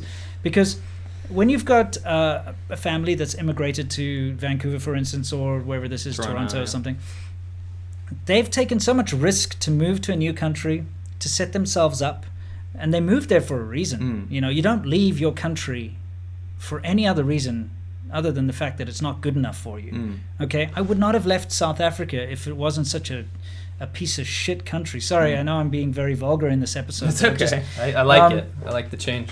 Why would I leave the country of my birth if I had opportunity there? You wouldn't. If I could build my career there. I mean, you might live somewhere else to travel. I might travel. I might take gap years. I might go around the world here and there. But I would still want to live where I was born, where all my friends are, and where my family are. So these people that take these big risks, it's because they're looking for business opportunities. They're looking for a future for their family. Maybe a different kind of education. Maybe a little bit more surety in the air quality and the food quality and stuff. So they move over. And they set up businesses and they take a huge risk and they spend so much time and money. They're not going to be running around the streets saying, China number one, democracy is bad, because that's not why they moved there. These guys that you see here are either flying in or they are these like radical student groups. Because, when you're young, come on, man, college students all over the world love communism. It's just, honestly, it's like some kind of a stupid phase everyone goes through when they realize that they're actually kind of insignificant, and that the only way they're ever going to get anywhere in life is that if everyone just gives it to them, and so they get to this point in their life where they're like, communism's the answer, Che Guevara is awesome, and they make all these stupid mistakes. So, yeah, that's where it's coming from. Yeah, for sure. I mean, I would really not discount the fact that Beijing is pushing a lot of this. Do not think this is the free will of everyone in the crowd. Look, a lot actually. You and I have both seen the messages on WeChat and stuff where they're offering to pay people to do this. So they actually say, if you go to this rally, send a photo of yourself there and you'll get like a hongbao. Or they usually actually pay their families in China. Of course. So, through Weixin. Anyway, that's a quick rundown on that. Thought it was a funny foible. DM, we got to rip through some questions. Yeah. Oh, sorry. Before we do, can we just address one thing? Someone said, are there instances of mainland Chinese going into Hong Kong in solidarity with the pro-democracy? Yes, there are. Fairly recently, they've uncovered quite a few. Yeah. But they have to cover their identities. Remember that they take a huge risk to do that. Because those are the heroes, man. Yeah, absolutely. You can't forget that the Tiananmen Square thing happened, right? Yeah, and it did. It happened, and the kind of people that were there, protesting for democracy were Chinese people, mainland Chinese people. Okay, they exist. This is an underlying desire for all human beings is to be free and in charge of your own destiny. Do not hate China. No. Do not hate China. Hate its policies. Yes, hate the policies that kind of entrap people. Hate the fact that they treat their citizens like absolute babies and children. Yeah, and also the fact that if you do like these people are, if you do go to Hong Kong to join the protesters on the pro-Beijing side and you're recognized, your family's at risk, you're at risk your entire life. Hong Kong side? I mean, that's what I meant, sorry, pro-Hong Kong side. You're at risk. It's really not cool. China's number one in the world when it comes to suppression, doxing, human flesh search, basically destroying a person's life, Absolutely. That's what they can do. Right. Well, it's how they maintain, power. Yeah. Why else would it exist? When you leave China as a Chinese citizen and you move overseas, you're not free, because if you've got even one strand of DNA I was going to say, you better not be related to anyone. Yeah. If you're an orphan or something, you're okay. But if you've got family back there or business interests or anything, you're still under the thumb of China, because they can threaten that and keep you silent or do whatever they need to do. It's an unfortunate fact, and it's something that happens all the time. They try the same tactics on you and me all the time. But we're lucky in the fact that we're not Chinese citizens, so we can escape. Yeah. All right, let's rip and tear through these things. Adam L. I have YouTube Premium. If demonetized, do you still get a percentage of premium revenue? Love both your channels and podcasts. Keep up the great work, guys. # buy Bitcoin. So when you go into the... Why are you laughing? So when you... Bitcoin, man. Yeah, anyway. It's vaporware. Here we go again. Yeah. So anyway, when you go into analytics, if you want a Bitcoin? I got a cup of Bitcoin for you here. Thank you, dude. Yeah, seriously. Yeah. I'll drink some Bitcoin. Dude, don't choke. It's worth so much money. Anyway, that was a joke, by the way, to all you crypto traders. When you go into the analytics of YouTube, if we are monetized, it will tell us what percentage we got from YouTube Premium subscribers, and it's actually a bigger chunk than what ads pay us, which is cool. Yeah. The problem is when you get demonetized, you get nothing. Yeah. Bye-bye, 0. Yeah. So it's just thank you for asking that. But thank you very much. Honestly, I'm not trying to make too many jokes about your Bitcoin. I know there's some people that are hardcore into it and made some good money off of it, so I'm not going to knock it too much. All right. Mitchell Ross, $20. Thank you. Quite generous. A worker at a Chinese buffet in North Dakota knew that a buffet in my small town of Oklahoma burned down and is being remodeled. Knew the town name and everything. Possible all these Chinese buffets are connected / PRC funded. That's quite the conspiracy theory. No.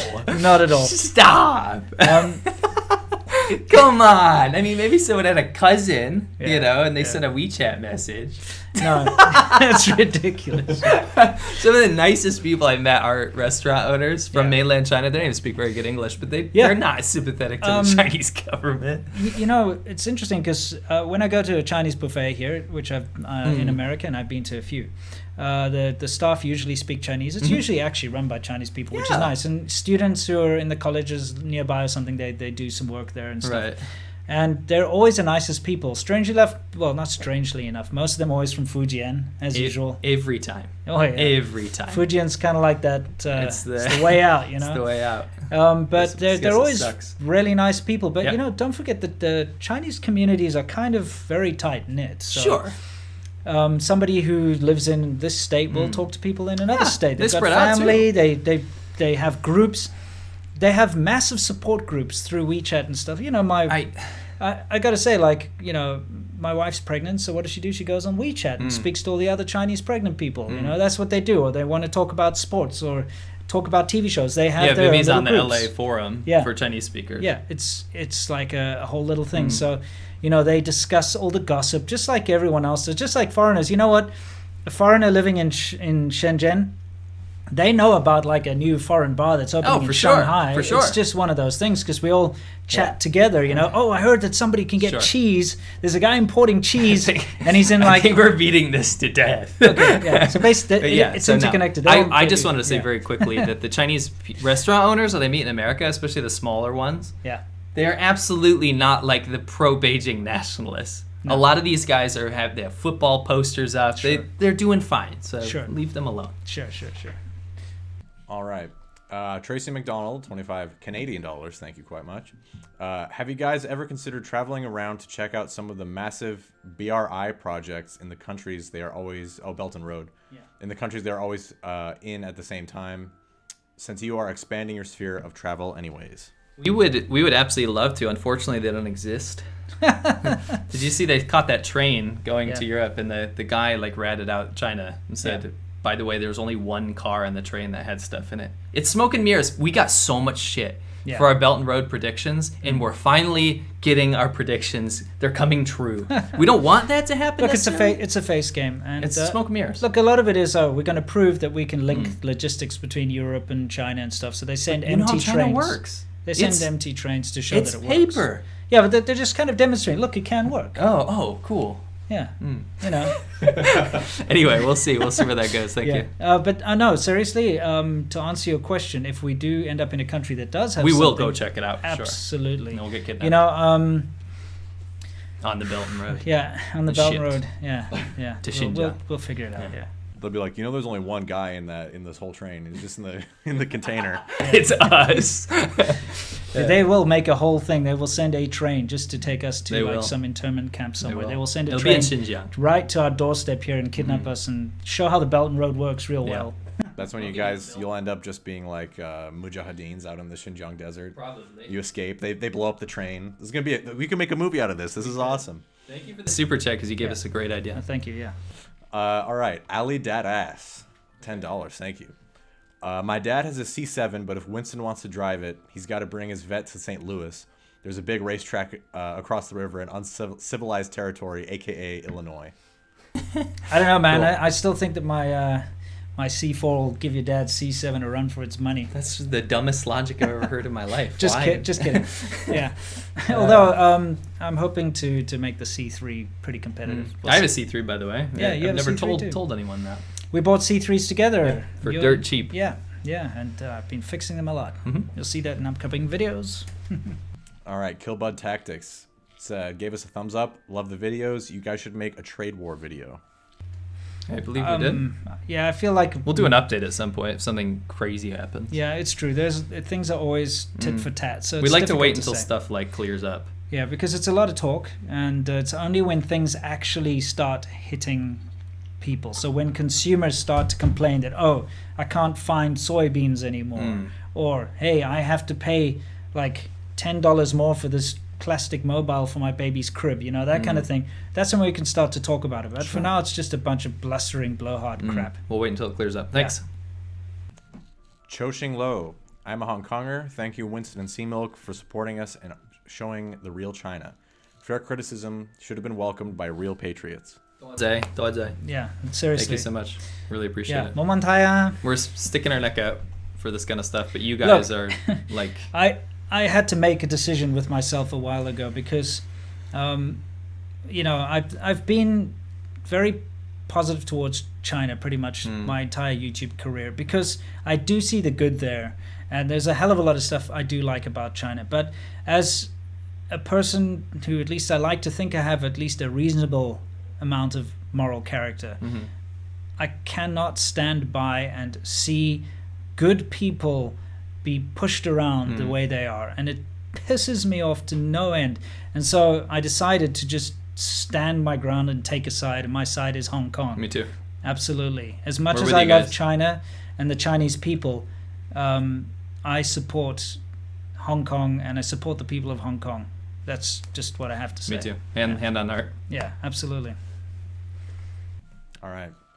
Dadan says, my Chinese girlfriend of 3 years is leaving tomorrow as her parents hate me and she sees no future for us, and she'll be leftover girl if she waits to go back. She says love is only for teens. I don't know what to do. Sounds like a Guanxi question. It is. Yeah. Listen, man. Might be able to save that. Well, we might as well just the guy's in. Okay. He's in dire straits. Money for nothing. Anyway, sorry. No, seriously, dude. This is not uncommon. You are. He just quoted my mother-in-law. Yeah. Love is for teens. Yeah, this is something that most foreigners face. If if it's a serious relationship to you, I know it's heartbreaking. And it's just one of those things. There's a lot of distrust for foreigners, especially from the older generation. They think foreigners are playboys. They think foreigners, there's no future. They're just going to run away. They're just going to play around, that kind of thing.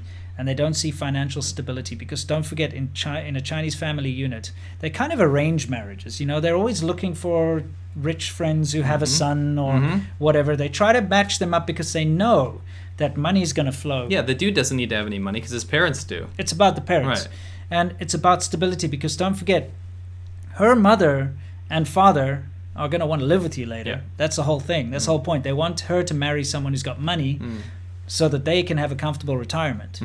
It's an awful situation, and you're going to have to ask yourself a very hard question here is, well, first of all, how much do you love her? But second of all, you may not have a choice in this situation, to be honest. That's what I was going to say, is it's really going to come down to, do you have a choice? And number two, you have to, does she love you as much as you love her? Because if you're getting so upset about this and she's just making an ultimatum, then you might have your answer. Yeah, absolutely. And best of luck. And, you have to also understand that sometimes, this whole cultural thing, blood runs thicker than water thing, it's a real thing in China. Oh, for sure.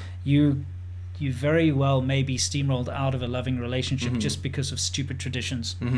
Blame the society, man. Blame the society. Go. I have to say that if you have a choice between marrying and dating someone from your own culture and someone from a different culture, choose your own. I mean, no joke. The amount of challenges that are put in front of you when you have a cross-cultural relationship are insurmountable. And people who have not done it before think it's all fine. They think, it's cool. Everyone's the same. Love is a universal language, they just have, a different skin color and they grew up in a different kind of thing. No, this has nothing to do with race, by the way. Yeah. Absolutely nothing. You're talking about culture, different language, different society. You could marry like a Taiwanese, Chinese person. That grew up in America. They're exactly the or same. a Chinese person who was born here and has parents who were born here from parents who were born here from parents who were born here, because that tradition stuff goes at least 3 generations deep. So you might be still stuck in the same situation. If someone was born here, their parents probably still try to force them into marrying. You'll get after effects, but I mean, like the kids won't take it seriously. Hopefully not. No. But yeah, dude, like it's tough. So just stay strong, and hopefully it works out for you, man. Agreed. All right. I'm going to try and read this. Tunui Tahitian Faya 987. Are you guys familiar with the YouTuber Jerry Liu? He does Chinese culture content and does a good job. He did a reply video to you guys recently. Yep. Yeah.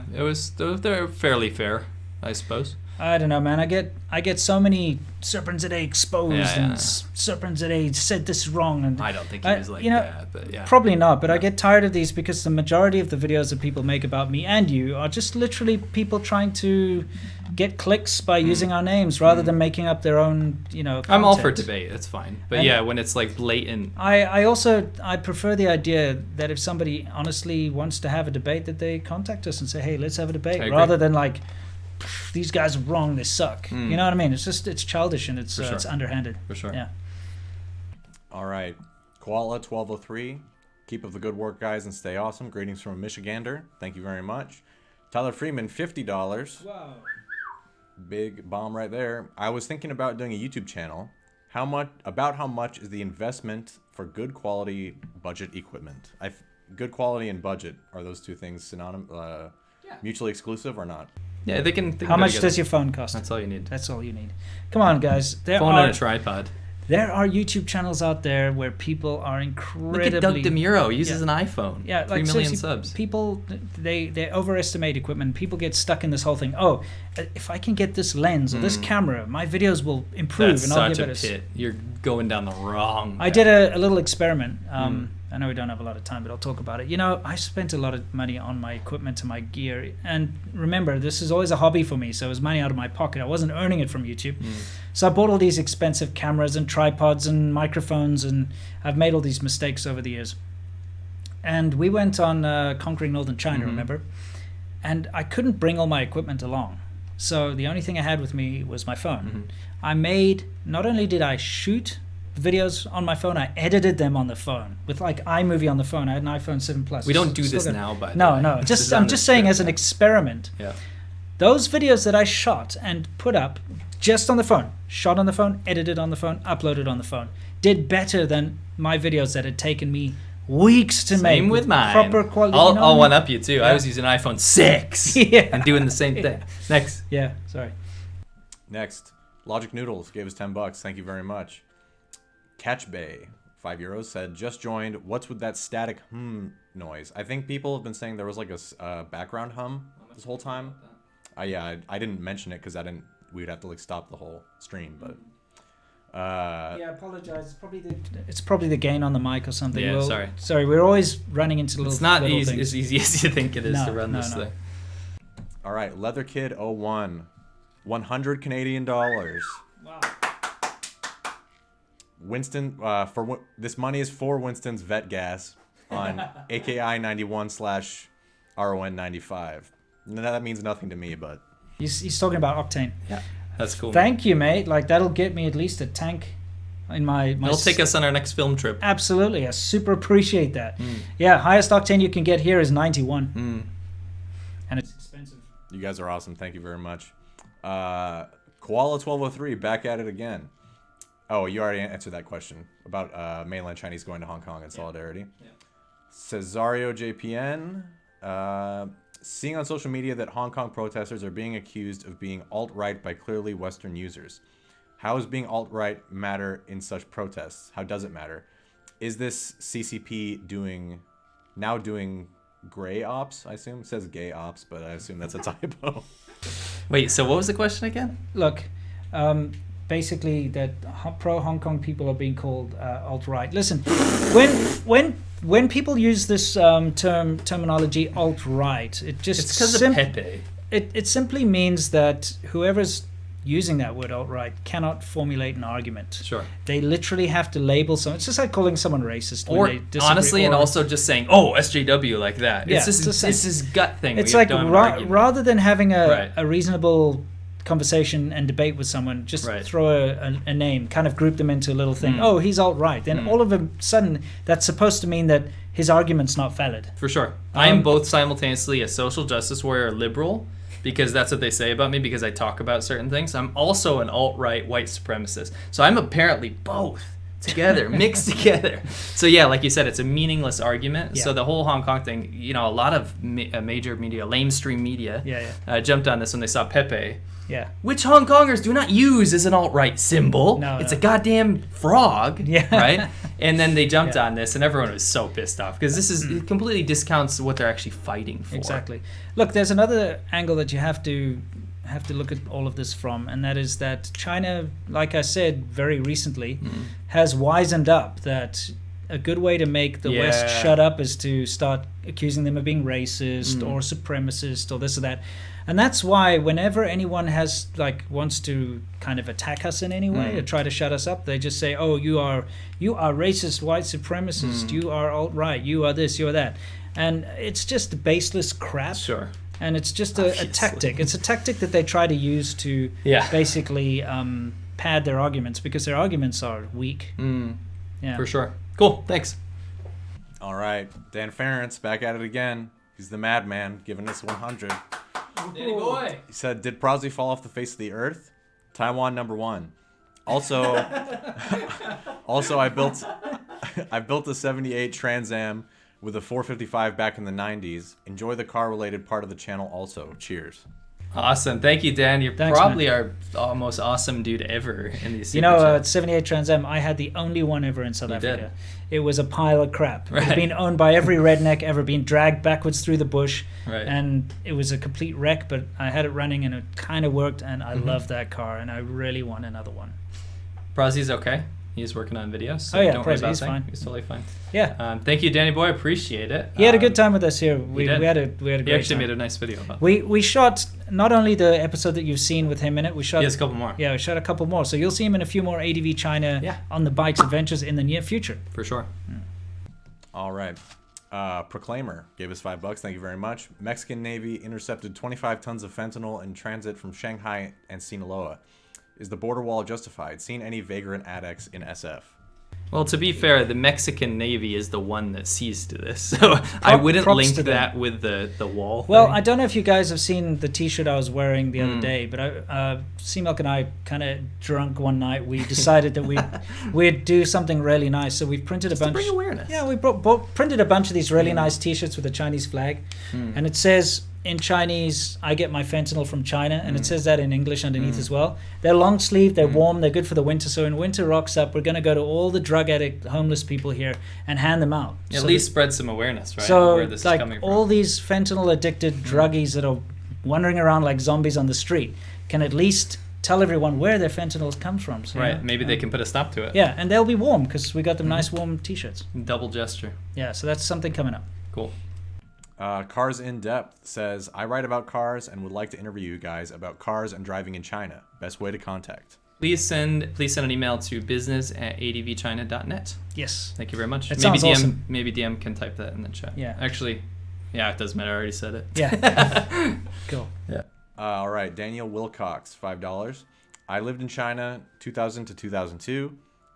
What tastes better to you, German Shepherd or Labrador Retrievers? Okay, now you guys are gonna laugh at this and think he's joking, but I was taken to by my parents-in-law a restaurant that only served golden retriever, and I'm not even joking. Yeah. It tastes exactly the same as any other dog meat back when I was, kind of pushed around into eating dog meat in my early days. But yeah, it does happen. I wouldn't know. I've stood by, stuck to my guns and never ate dog meat while I was in China. I've recently changed recently. I've long since changed my opinion on that. Yeah, I mean, because it seems like, especially when you're young and edgy, I don't blame you. It's like, and I it's never like, had a dog. I'll do what I want. I'm cool. Like, shock value. Sure. Look at me, mom and dad. That kind of crap. But I think I'd probably just passed that. I was 25 when I first got to China, so I was just kind of in the end of that. 22. Yeah, exactly. I was kind of at the end of that. So when somebody first offered me dog, I was like, no, sorry. Like, no, it's disgusting. I'm not going to have it. Because, I also had dogs my whole life growing up. So, I had they're part of the family. I couldn't do it. So, yeah. Anyway. All right. I want to give a shout out to Olivia T. She says, this is off topic, but a lot of the boomers that watch this channel seem to think that only middle-aged males watch it. I'll have you know that's not the case. I'm a 20-year-old female, and I love your channel. We love you. Thank you very much. Olivia, I don't want to dox you, but I think I know who you are. I think I met you in real life. And thank you for saying that. And I do actually want to tell everyone out there that when you check the demographics, it is not just middle-aged white boomers. We have people from all around the world, and our biggest demographic is 25 to 35, actually. There's nothing wrong with middle-aged white boomers, by the way.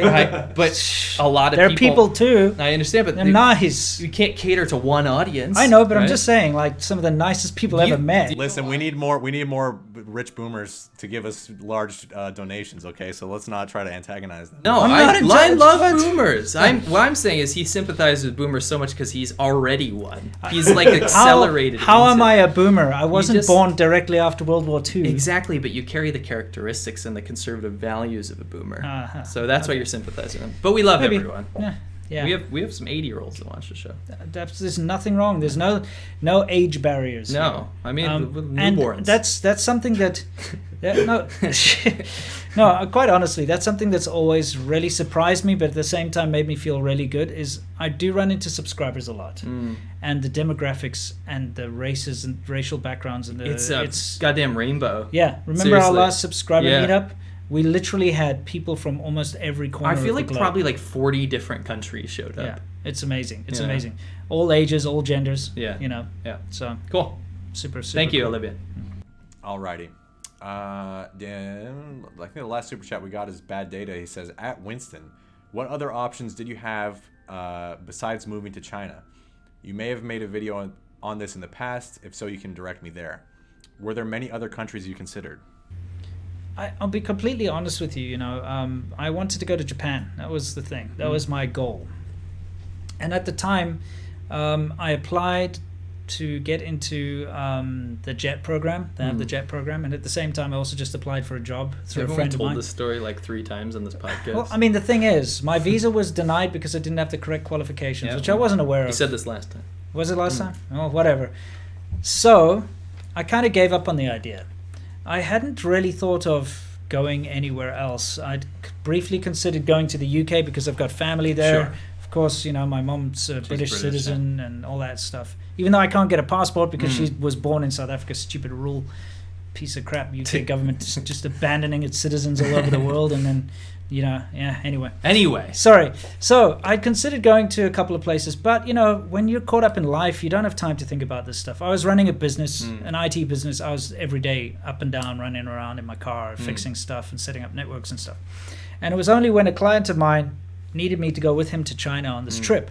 And it's just one of those things where, when you do something and you suddenly click and like this is what I should be doing. This is what I want to be. This is where I want to be. This is what I want to be doing. And that's what happened to me when I went to China. I was blown away, and I knew that this is where I had to be. I knew things are happening here now. This is it. So that's why I went home and sold all my crap and went to China. If I'd gone somewhere else and the same thing had happened, maybe if I'd gone to America or something, and maybe the same thing would have happened, perhaps. But Sure. China was just so exciting and interesting at the time, and so different.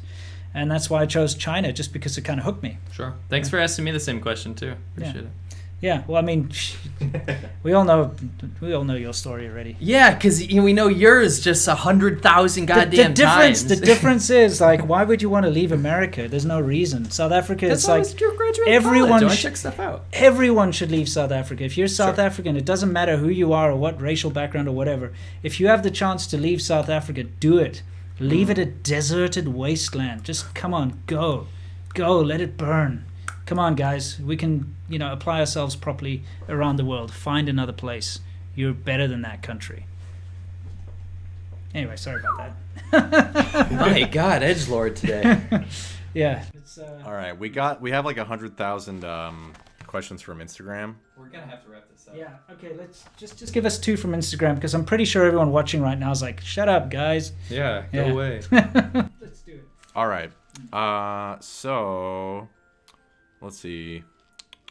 One we did want to touch on was, do you think the protests in Hong Kong, if successful, will be an example for others worldwide? And we had discussed about talking about Taiwan. Yeah, I think any country that can see something like this successfully happen, or even just in the midst of happening, is an inspiration. Honestly, I think for Taiwan it's the biggest thing, huge. because Huge. in Taiwan you've got 2 movements. You've got people who want to be a separate country and their own thing, and then you've got another like political party. A lot of people have the sentiment of let's rejoin back with China, because But not under the Chinese government. Well, I mean, no. The thing is, like, China keeps promising, come back, be a part of China, and we'll have the one country, 2 systems. Kind of yeah, like but Hong that's not Kong. the Blue Party. The Blue Party doesn't want to be part of that. Yeah. Well, I'm just Yeah, saying. I see like, what you mean. Yeah. So you've Gotcha. got this, but the way things are going in Hong Kong now, I think that's going to completely shock those people Yeah. into like wake them up and say, Yeah. you know what? China says they're going to give us a one country, 2 systems, but look what they've done to Hong Kong. They pretty much No. kissed Taiwan goodbye. Yeah, it's like, no, we do not want any part of that. For sure. And, we don't want them coming in and kicking our ass and telling us what to do. Right. Yeah, so Good question. yeah, let's get another one. All right. Aside from total immersion, do you guys have any hacks on learning Chinese efficiently? Very simple answer. I've made at least 4 videos on this. If you search Lao86 and you just search the how-to playlist, or you type in how I learn Chinese, is Chinese the hardest language in the world? I've literally, can I speak Chinese? I've made full-length videos about literally from 0 all the way to fluency about how I did it. Yeah, look, and I would like to direct you to my videos, but I'm not going to. I would like to direct you to his videos, because, at the end of the day, he's done a lot more comprehensive when it comes to learning Chinese videos on his channel. Right. And his spoken Chinese is better than mine as well. So I'd rather Thanks. like you listen to him when it comes to learning Chinese. I will give you one tip though. And if you want to learn Chinese, you're going to have to want to learn it. Yeah. Very true. That's absolutely. All the these only guys are like, oh, I think I should pick up some Chinese, going to help my business that's not how it prospects. works, no. No. Those guys never learn. It's literally only if you want to Yeah. learn the language, you'll learn it. Yeah. And, you can also consider maybe getting a Chinese relationship, Or a language partner. Yeah. Same thing. Fluid exchange. I mean, language exchange. Yeah. That's what I meant to say. All right, cool. Yeah. Are we ready to wrap this up? I think we are. I'm just gonna say, go if you want to ask questions to the Instagram, go and follow us at ADV Podcast on Instagram. And we've got tons of reminders, polls, little memes, and it's a good stuff. Agreed. So join us there. Guys, thank you very much for watching. I do apologize again for being a bit ranty in this episode. Don't worry about I'm it. I going- think they loved it. I'm going through a ranty week. If you want to see another rant, you got to check out Yeah. my video tomorrow on Yeah, my video I SerpentZA. put out yesterday, very ranty. Your video coming up tomorrow, very ranty. Yes, it's a ranty week. Rantman. Yeah, exactly. Anyway, the 3 of us are now going to go and have a beer and Yes. some Chinese food. So we're looking forward to it. And I hope the rest of you have a wonderful rest of your day. And until next time, you know the drill. As always, stay awesome.